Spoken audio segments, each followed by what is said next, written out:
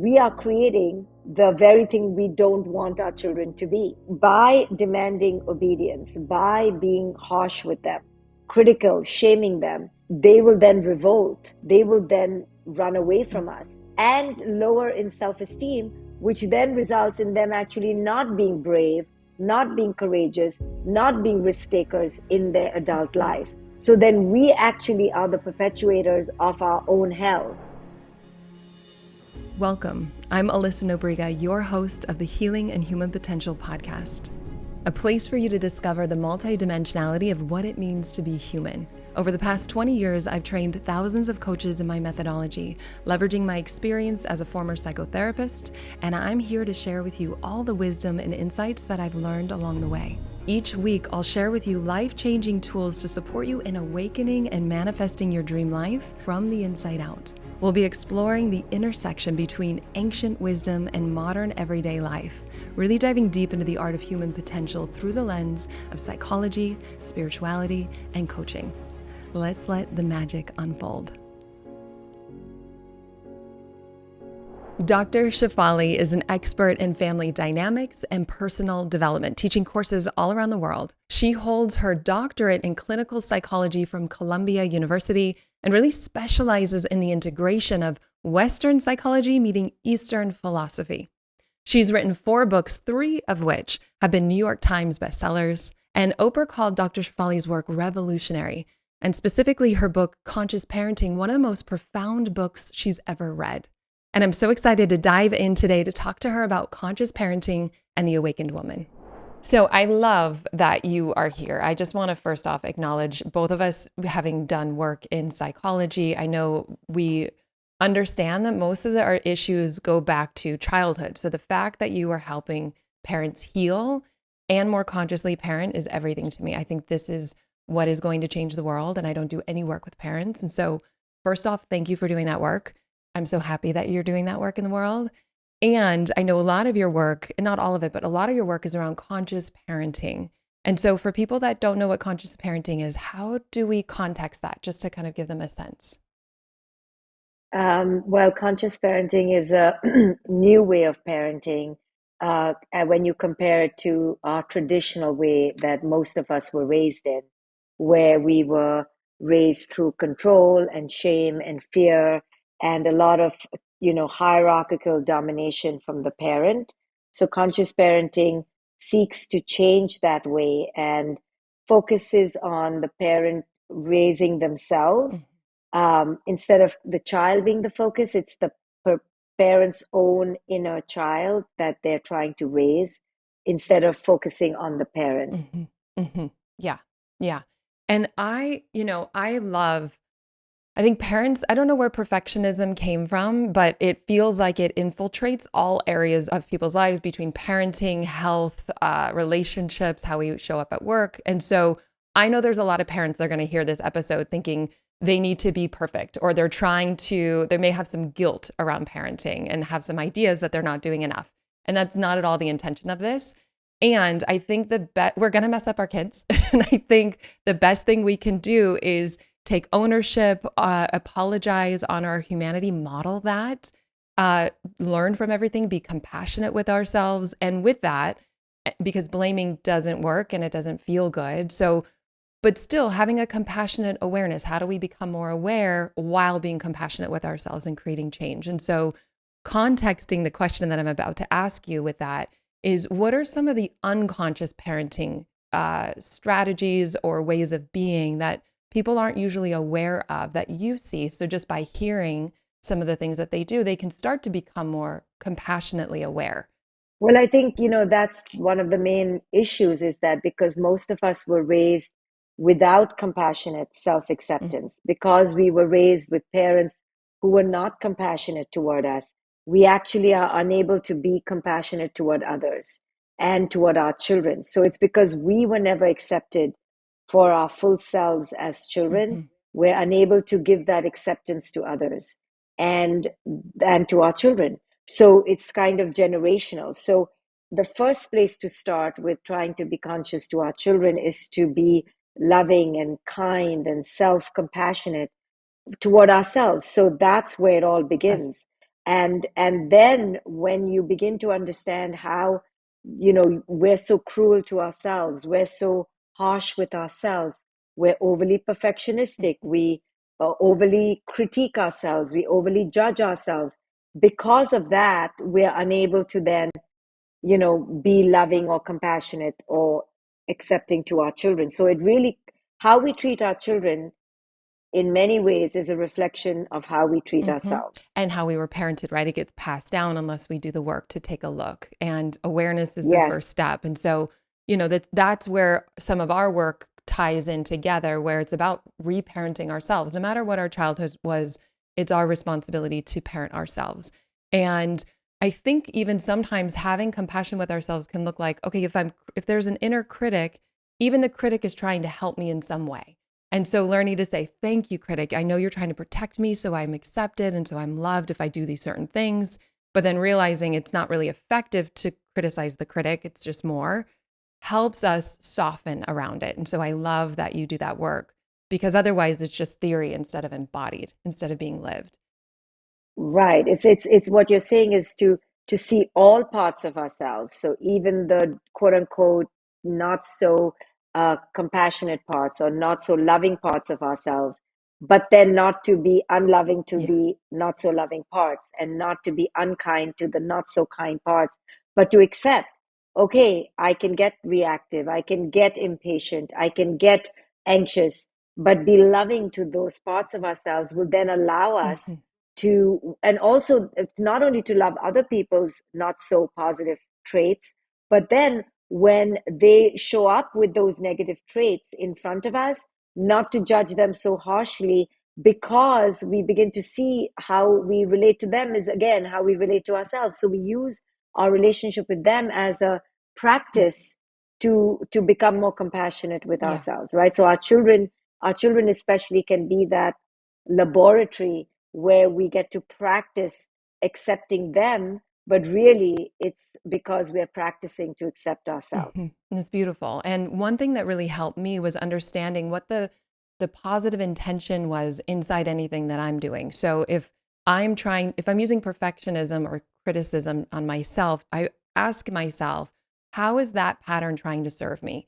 And like, oh, that pattern is trying to make sure that I'm perfect so that then I'm loved or so that then I'm safe. That whole framework helps soften so that these things aren't in the way, that they are the way. And as we transform them, we can be more naturally loving with our children, which I love that you do that work. I happen to do it more in Yes. business or in romantic relationships. So it feels more holistic and well rounded the way that you're doing this. And I don't know if you coined this, but I love it, where I've heard that our kids mirror to us the wounding we had at the age that they're going through. And I love that Mm-hmm. because then it's a digestible way to see our kids as mirrors and to look at, well, when I was in middle school or 12 years old, here was my wounding, and here's how I can help heal that part of me and then more naturally show up to be a loving presence for my children the way that they need it. And so I think that that's a really digestible way to break it down and not have this idea like I have to be perfect to parent. But I also just, when I was growing up, I didn't realize that my parents were growing up too. And so to Yeah. kind of normalize and bring a bit of humanity into this conversation, are you open to sharing a trigger or something that you navigated with your child and how you navigated that and things that you've learned through that? Yeah, so I think it's really important what you said, that we have such a lack of understanding of our own parents' immaturity until we become parents. Hmm. And it's only when we become parents we realize, oh my goodness, my poor mom was a mom in her 30s and she was clueless too, or she was immature too, and she was struggling too. And it's only when we become parents ourselves that we realize that our parents also were stuck in generational patterns and were not aware of how to Yeah. break them down. So, in terms of my own triggers, I too had so many expectations of my child and wanted her to be kind of a version of me and my nature. But my child is very different. Her nature is very different from mine, and it took that discrepancy between my expectation and who she was for me to realize that I'm the one who is coming toward her with a projection, with an expectation, because of my need. Mm-hmm. And it was only when I met my own need that I then stopped projecting my needs onto her. And then I could see her for who she Mm. was. But till then, I was constantly clashing with her because I was trying to make her who I wanted to be. And it took me a long time to realize it's because I was lack in some way. Yeah. That, why do we want other people to be exactly like us, think like us, act like us? It's because we feel like we alone are not enough, Mm-hmm. and we will be threatened if they are who they are. So we want everyone to be like us, so we feel like the sense of Yeah. belonging. But it's only when we heal ourselves and accept ourselves, then we allow others to be in their own different way of being without needing them to be anything like we need them to Yeah. be. I'm a stepmom of three, and I've definitely seen that even in work, where if I'm looking for something outside of myself to give me something that I think I'm lacking, I hurt. And so to welcome the parts of me that don't feel good enough, to welcome the parts of me that I've judged, ironically helps me soften, and then I let go of needing it from anything outside, work, relationships, kids, and it starts mirroring to me the wholeness that I've just discovered inside. So I love that you do that work and that you lead with transparency to share that it's okay. Like triggers are going to happen. These are teachers. How do we use them? I think that's really Yes, beautiful. And yes. I've heard you speak of this, and I would love just to create space for you to elaborate on it here. So sometimes there are unconscious ways of parenting that give parents short term wins and long term effects on the child. So, like raising the child to be obedient, a good child or a good boy or girl. How does that play out in the long run with children? What do you see as the harm in that? Right. So, if you asked a parent what would they like their child to be when they grow up, most parents will say we want them to be autonomous and independent and courageous and risk takers and rebels and mavericks and warriors. And then that same parent will demand that the child is, servile and obedient to them at home. And that's where there's this huge clash. And ironically, we are our worst greatest enemies, or our best enemies, our biggest enemies, because we are creating the very thing we don't want our children to be.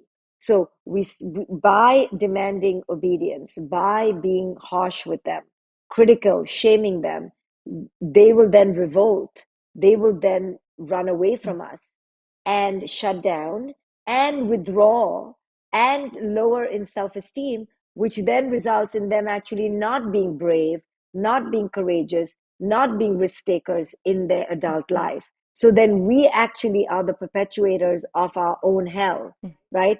We want to raise kids who are connected to us, who feel confident, who feel secure, but we don't see how we're undermining that in the moment by moment connection.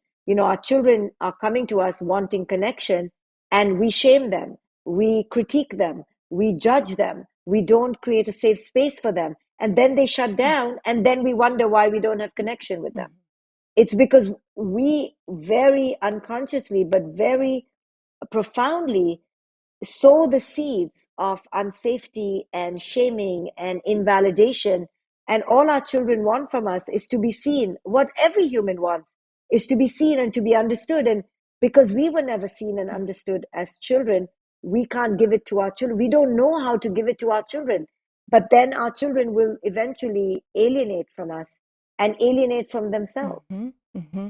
Yeah, it's been fascinating to watch my husband parent our kids because he's such a conscious father. It's actually helped me heal parts of myself just by watching how he shows up for them. It's helped heal a part of me. And I had a beautiful childhood and there was challenges. But it's, we can do it within ourselves and with present loving people around, we can also receive that in relationship, whether it be with the child, with our partners, doing it with a great therapist or a coach. I also just want to give that reference point for people to start healing with inside themselves. I'm just curious. I still want to hear about kind of the obedient kid because I think I heard you say something around. And so just as people are listening to this, it's like, well, how is the way that I'm parenting going to show up with my kids long term, which is a great curiosity and inquiry. And do I want to give them more freedom and space to maybe push back a bit so that they don't lose their compass of truth, and they don't just conform to what everyone else wants them to do, so they do stay authentic and true. And although it may be harder in the short term, I know it's really what most parents would want for their kids in the long term. But I also heard you say something around perpetrators being more likely to attack a child that's obeying their child. Is that right? Is that part of what you were speaking to? Well, most predators in adult life, target those who are of a personality that are more empathic, more caring, but also without boundaries. Mm, So that when we invade our children's boundaries and we force them into compliance and we force them to be obedient, we are actually teaching them that that is okay to accept from adults. mm, So adults then look for the predators, especially look for prey who are willing to forego their boundaries, who are willing to do anything for the sake of approval, mm. for the sake of validation. So we don't want to raise children who are slaves to our approval, slaves to our validation, so that they do not then become prey to Yeah. others opinions, others approval, and lose themselves in that desire Mm. for it. Yeah, and I think the best work we can do is on ourselves. And I keep hearing you coming back to that, because then we will show up to parent our children from a whole different place, and they will watch what we do more than what we say. And I'm also thinking and hearing somebody say in my head, well, what happens if I don't want to have a relationship with my parent? Maybe they're an adult and they don't want to do this healing work with their parents. What would you say to them? That's fine. You don't have to do the healing work with your Yeah, parents, but you have to do the healing work within yourself. that your parents created, Yeah. and you got going to have to tackle that. But yeah, you don't have to necessarily go and yell at your mom and fix it, take her to therapy, and even reconcile. That's okay, Hmm. but you definitely have to still look at the patterns that were created from your childhood, and the effects of not having that relationship. Hmm. Many adults who've been hurt by their parents, especially their mothers, um, often create a boundary with their mothers, sometimes with their fathers, and then don't talk to them or disengage with them. That may be healthy, but that doesn't mean you've not internalized that relationship Hmm. deeply. And what does it mean to have grown up with a mother or a father who was not attuned to you? What does it mean for you to have grown up with a parent who wasn't caring about you? Hmm. That has had deep repercussions in your psyche that you may not be aware of. Yeah. And it shows up in your relationships, it shows up in your parenting. So you whether you talk to that parent or not or heal it, you will have to contend with the effects of that no matter what. Absolutely. Yeah, I love that you shared that, so that people don't think that they need to heal it with their parent. It's sometimes healthy to take that space, and yet those patterns are still orienting inside of us. I also see how it plays out in business or with team. And how do we heal that at the root within us? And how do we learn the tools or develop the relationships to have those missed experiences more tended to now, because that is our responsibility. So I love that you're speaking to that. Another thing that you've mentioned and touched on is this idea of having expectations for our kids. So, where's that balance? Where's the line with kind of guiding our children while still allowing them to have their own path? What do you recommend for people that's a healthy integration of those? Well, first, it is going to be always messy, so don't expect it to be something clean with a fine line that's always coherent. It's going to be messy. But what the rule of thumb that I like to follow is that A, you're always in charge of keeping your children safe. Yeah, that should go without saying. Mm, But the next thing that we're talking about is emotional safety and emotional expectations. So yes, do I expect my child to lock the door when they leave the house? Yes, those things have to do with physical safety, but let's talk about emotional safety. I always tell parents is yes, you can create expectations, but do that in synchronicity with what is natural for the mm, child. Either in, so say you can create an expectation that they go show up for their exams because that is naturally occurring because that's what the school requires. But to then expect them to get an A grade or an A plus, when their natural proclivity is more towards the B, maybe pushing it too much. So push them, but not so far out of their natural proclivity. So if they are a B student, you can push them to, hey, let's work a little harder. But and anyway, it's not about the grade. You can push them a little bit more, but to expect them to get an A plus is really going to cause deep shame, insecurity, and fear in them. So you do it, but just beyond their natural proclivity, and don't go so far out or go so under their natural proclivity. So it's about attuning to your child's natural ways, and then finding that perfect, risk taking edge, but not pushing them over the cliff. Yeah. So I hear meeting them where they are in what their interests are, and then guiding them just a little bit further, not to push too far, not Yes, to underwhelm, but just to meet them and guide them a next step. That's beautiful because every yes, child's going to be different, right? Like I'm again their yes, stepmom, and there's three that are completely different. And knowing about the Enneagram and human design and astrology and all these different things, it makes sense, and it helps to how to hold space for what their natural interests are. And the more self-aware I am, the more I can give them permission and space to flower and develop in the ways that they're called to. Imagine having a fulfilling career doing what you love, working from anywhere in the world, setting your own hours while making good money and a big impact. If that lights you up, then I'm super excited to share with you today's sponsor, the Institute for Coaching Mastery. This is my robust, accredited year-long certification program for newer seasoned coaches, therapists, leaders, and those just looking to up-level their life in a profound way. We have an amazing community of students from all around the world who have really started their journey to expand with us both personally and professionally. And this experience is designed to give you the three things that you need to thrive. So first, you have all of the tools and support you need to move past what's been holding you back so that you can completely change the trajectory of your life. And then you learn how to masterfully and confidently facilitate transformation with your clients or your team, regardless of your niche. If you want to do health, business, relationship, or you just have no idea yet, we hold your hand for that.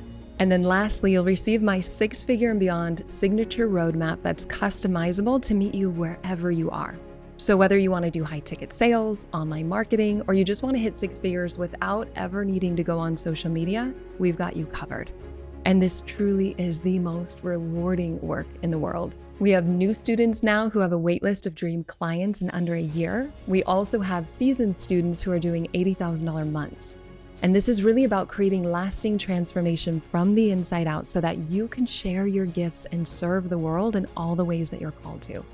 And I've seen firsthand the power of what happens when you have the community to collaborate with, but you also have the right tools and resources to really thrive. And so whether you want to do your own personal development, you're wanting to become a coach, or you're just looking for a cutting edge approach to really grow your business, the Institute for Coaching Mastery is for you. You are held every single step of the way.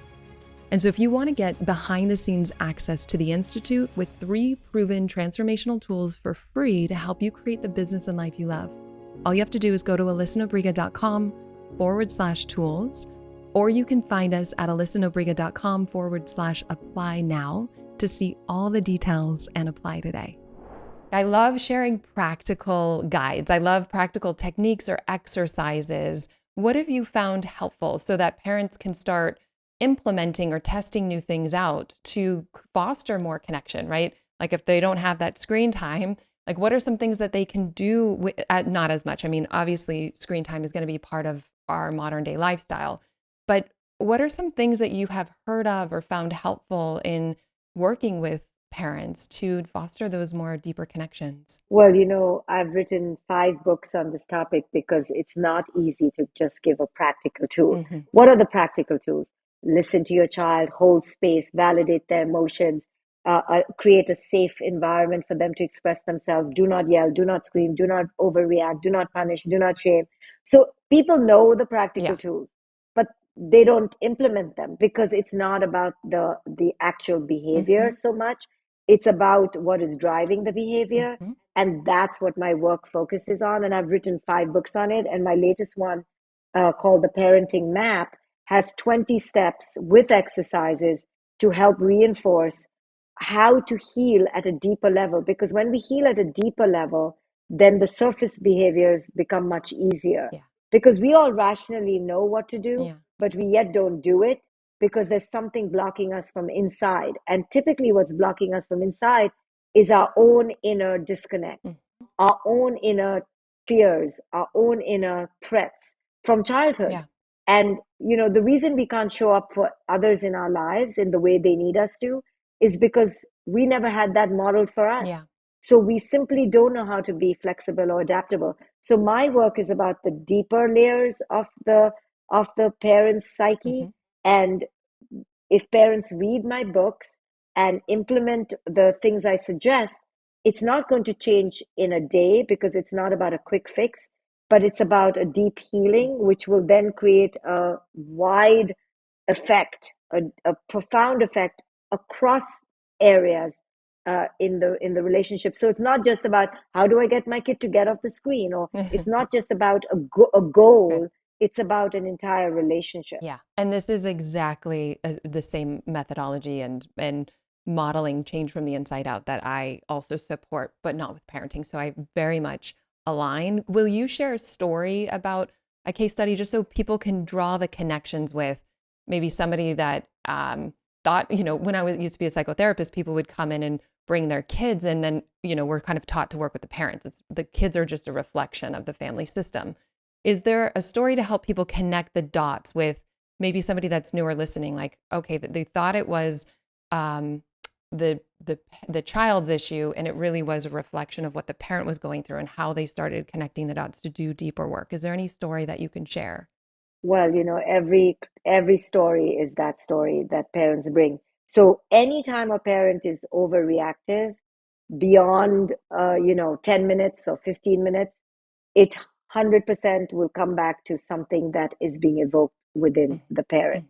So, generic to, all examples are kind of generic, but something like this, the child wants to drop out of college and the parent loses their shit because the parent has invested so much money, and the parent feels like a bachelor's degree is the basic degree you should get. And if you don't get that, then you're going to be a loser, then you're going to be a failure, then you're going to live at home. And so the parent is losing their mind.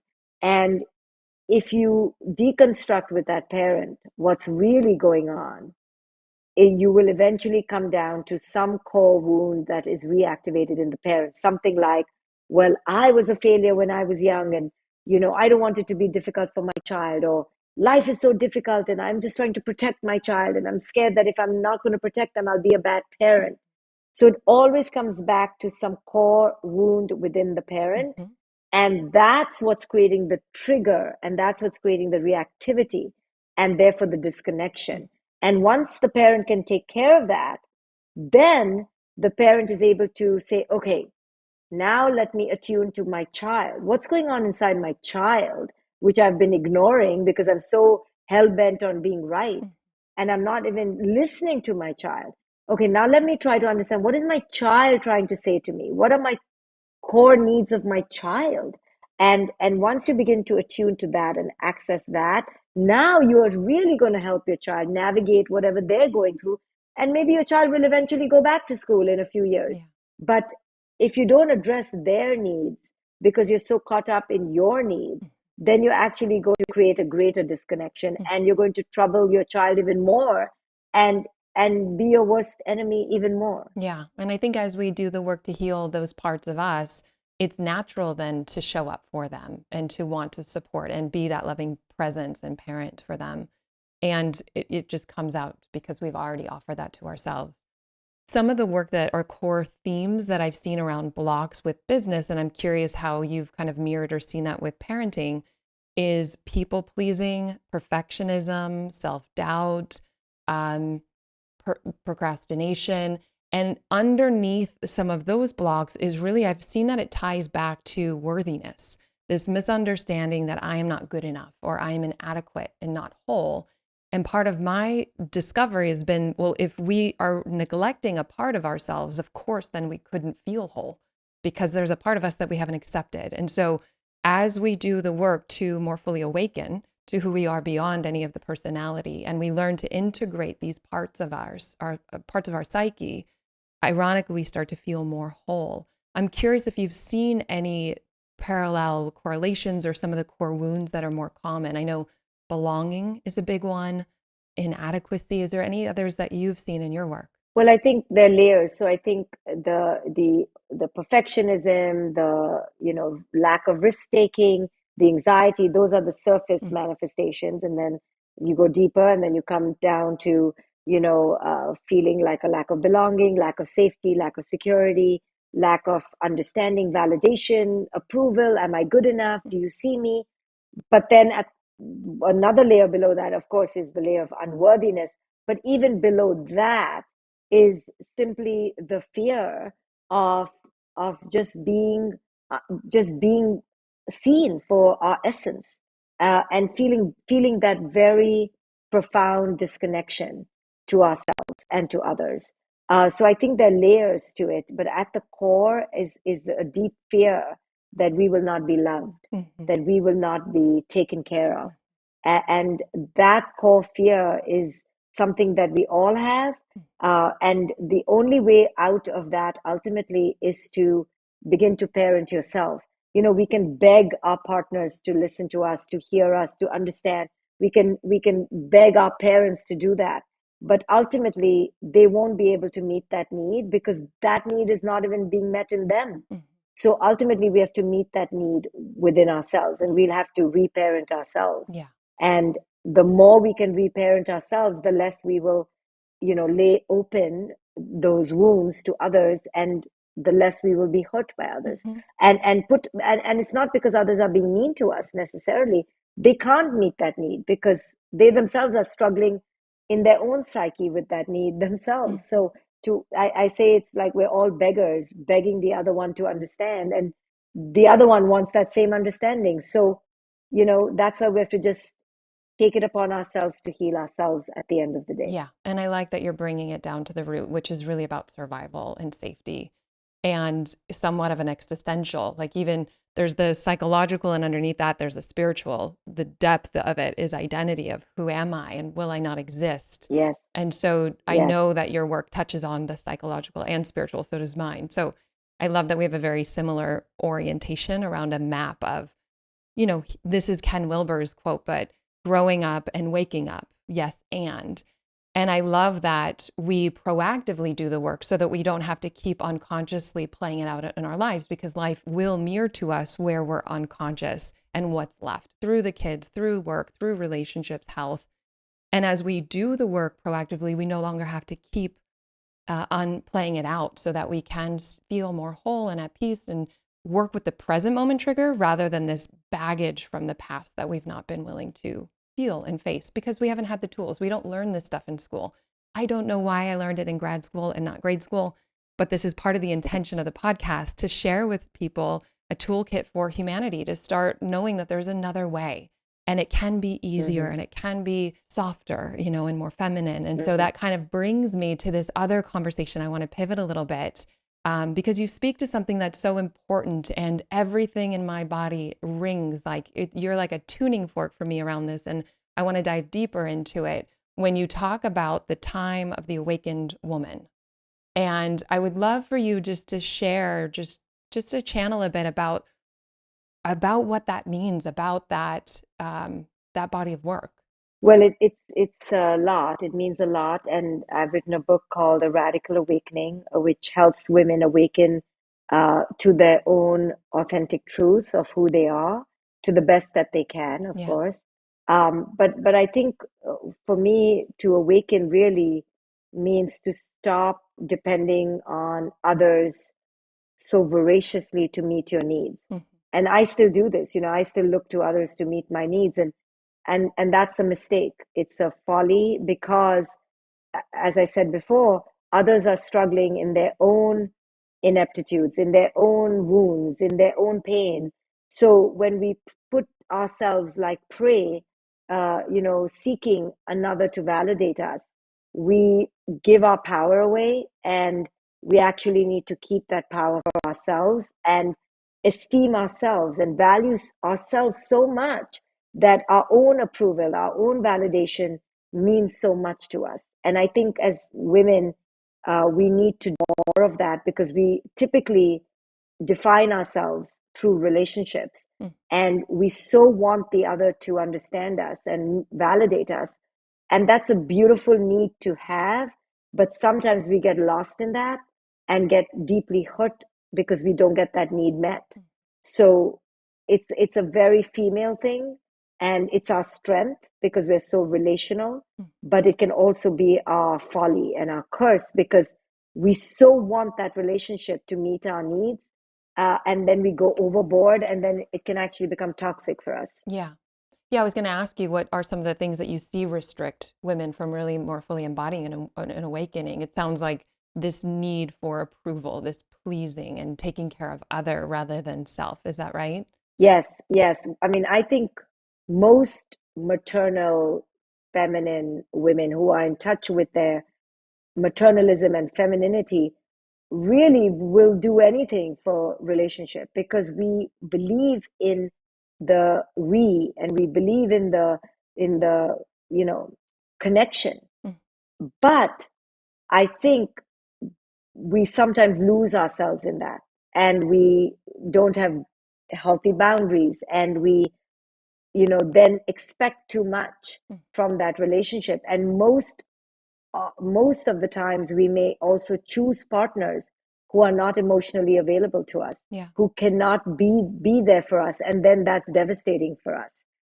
So the relationship is a powerful conduit, but I think we need to be careful to not lose ourselves Yeah. in that seeking of relationship. Yeah, I'm a big fan of the yes and learning the tools to meet all parts of ourselves, personal responsibility, and knowing that there is an option to also heal it in partnership when there's conscious partnership, when someone's safe enough to really presence those parts that they've done their work as well. So I hold the yes and. I'm also just curious your personal framework or your understanding of kind of this, how we're in a patriarchal world and where you're hoping we're moving out of, or what you hold as a vision for humanity. I'm just curious your thoughts on that. Well, I think we are moving toward more compartmentalization and more, of this toxic masculine element of shaming, domination, separation, withdrawal, Mm. reclusivity, rather than connection, bonding, softness, empathy, warmth. I think we're moving more towards toxic masculine traits in the world, and that's why our world is suffering Yeah. and our children are suffering because there's not enough of this feminine warmth and empathy present. And in fact, many females are abandoning their feminine side and moving toward more masculinity, Mm. which is okay. But sometimes we do it and forsake our femininity, Mm. not include our femininity with a masculinity. We're disowning the parts of the feminine soul, which is so beautiful, Mm. because it is the feminine that is the ultimate caretaker, the ultimate connection builder, the ultimate empath. And these are the things that are healing in the world. Mm. And a hyper logical, rational, deductionistic, reductionistic way of living is not healthy for the world. It's not heart based, it's not heart centered, and that comes from the feminine energy. And we need to hold on to that as females because we are the real caretakers Mm. of that Mm. energy. Mm. But sadly, we feminine women are think, feeling like that is a weakness, Yeah. and we're abandoning that. Yeah, I know for myself, I watched in my parents, and I've actually worked with other people who saw their parents' dynamic play out and decided to be more like the man, the dad, because of whatever stories, also I don't know if this is your experience, but I know mother daughters have a lot of stuff to work out. And so having chosen, oh, well, if I'm going to be more like mom or dad, I'm choosing dad because of the way that the patriarch has been set up and because of what we've kind of been sold to by society as are the ways to be. And doing that inner work to heal those misunderstandings around I used to say toxic masculine, and David Data invited me to say the undeveloped masculine. And I really liked that. It felt like it came with a compassionate lens. So like this more immature, younger energy. And so it was like, okay, so if we're maybe toddlers emotionally as a human race, and we're, it's not bad to be in preschool, but we're growing and evolving. How do we bring more of these feminine traits, which are in men and women and gender nonconforming? It's in all of us. But how do we bring these feminine traits of inclusivity and compassion and heart so that we can balance some of what's within us and outside of us in the world? And so, you sometimes you will just channel something and it's like a tuning fork for me. And I'm just a yes for the energy, and that you have this beautiful poem that is about the time of the awakened woman. And I'm just grateful for you being a leading voice, and all of us, when we share, whenever it's coming from truth, it reminds and awakens all of us. And so thank you for that. And yes, to continuing to be in this collaborative space of compassion and softening with the heart more, so that we can respond to the moment, whether our inner masculine or feminine is needed, so it's more in balance. And it hasn't been. And so I'm hoping we're moving in that direction by starting with ourselves and have that reflected in our world. And we shall see. Yes. Yeah. And so just in closing, I just wanted to ask, is there any question that you wished people would ask you and they don't? I've been asked almost every question, but I think the most unanswerable question really that I really can't answer is, why are we so messed up? Why is it that we have to go through this process? And so I'll just leave it at that it is inexplicable why it is that it's so hard for us to be loving, compassionate, warm, soft, and kind. Why is it so hard? And I can say that the answer is because we were not loved as children, and then we created an ego. And that ego is, our false self trying to create validity in the world. Yes, but then the question is, but why do we have to have fucked up childhoods? Oh, because our parents had fucked up childhoods. Oh, but then why? Right? So that is actually a question I can just never answer, because it just seems to be the way it is, and it's a tragedy. But that's just how we are in this human species at this point in time. And therefore, it's all the more imperative for voices like yours to be out there in the world. So I thank you for what you do, because we need to heal from this, because we have no choice. It seems to be so rampant. It seems to be so invariable, so immutable, that therefore we have no choice but to heal. And that's why work like what you do and what I do is so important. Yeah. And I know for me, because I do a lot of micro, macro, I know for me, when I feel scared, there's a part of me that closes thinking that's going to protect me. And ironically, when I close, that creates the very thing I'm trying to avoid. And so in the willingness to soften, even when I want to close, even open my spiritual heart, or notice that my spiritual heart is already open, even if the ego wants to close, then there's a softening. And if I keep my heart open, I don't hurt. And so I don't know the why. And yet I know that when I keep my heart open, it connects me to a love that I deeply desire, and I stay awake to it. And it's not always easy, but I think that's part of the work as the rising feminine, and that we get to support birthing into this world more fully. So I thank you for the work that you're doing with parents, because truly it is the root that is going to support healing intergenerational trauma, misunderstandings, develop a more conscious the new earth. And so I appreciate you. I see you. I'm very grateful for you. And I know my audience they're going to want to stay connected. How do they stay connected? Well, on my website, drshefali.com. I'm also on Instagram. They can find me there as well. Beautiful. Thank you for your time. Thank you for the work that you're doing in the world. So grateful. Thank you so much. Thank you, Alyssa. Yay. Thank you so much for doing this work that changes the world, starting with yourself. It truly does make a difference. And if you're finding value in this podcast, a cost-free way to support us is by leaving an up to 5-star review. It does mean the world to us. And as a thank you gift, we're going to send you one of the most powerful tools that you will ever discover. You're going to get behind the scenes access showing you how to live into your full potential without letting fear hold you back from stepping into your dreams. Just head over to Apple Podcast or Spotify and leave a review now. You can take a screenshot before hitting submit and then go to alyssanobriga.com/podcast to upload it. And make sure to have your automatic downloads turned on wherever you listen so you don't miss any of the upcoming episodes. I have so much magic I can't wait to share with you. And you can find all this information in the show notes below. But lastly, if you're on Instagram, I love connecting and hearing from you. So come on over and say hello. I'm at Alyssa Nobriga.